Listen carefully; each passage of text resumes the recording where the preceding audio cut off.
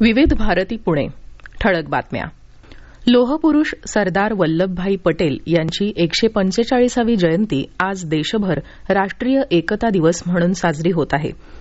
यानिमित्त पंतप्रधान नरेंद्र मोदी यांनी आज सकाळी अहमदाबाद जवळील स्टॅच्यू ऑफ युनिटी इथं सरदार पटेल यांना आदरांजली अर्पण केली. तत्पूर्वी त्यांनी गांधीनगर इथं दिवंगत माजी मुख्यमंत्री केशुभाई पटेल यांना श्रद्धांजली अर्पण केली. काल केशुभाई पटेल यांचं निधन झालं. पंतप्रधान 2 दिवसांच्या गुजरात दौऱ्यावर आहेत. पंतप्रधान नरेंद्र मोदी यांनी आज मिलाद उन नबी निमित्त मुस्लिम बांधवांना शुभेच्छा दिल्या आहेत. समाजातील सौहार्द वाढेल असा विश्वास त्यांनी आपल्या ट्विटरवरील संदेशात व्यक्त केला आहे. नाशिक जिल्ह्यातील लासलगावसह प्रमुख बाजार समित्यांमध्ये आज सकाळपासून कांद्याचे लिलाव पूर्ववत सुरू झाले.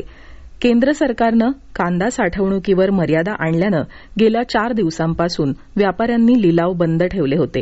मात्र काल मुख्यमंत्री उद्धव ठाकरे यांच्याशी झालेल्या चर्चेनंतर व्यापाऱ्यांनी लिलाव सुरू करण्याचा निर्णय घेतला.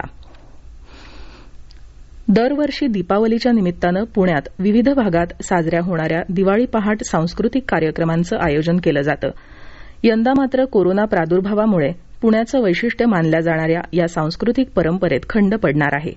दिवाळी पहाटचे जाहीर सांस्कृतिक कार्यक्रम होणं यंदा शक्य नसल्यानं बऱ्याच संस्था आणि संघटनांनी ऑनलाईन दिवाळी पहाट साजरी करण्याच्या दृष्टीनं विचार सुरू केला आहे.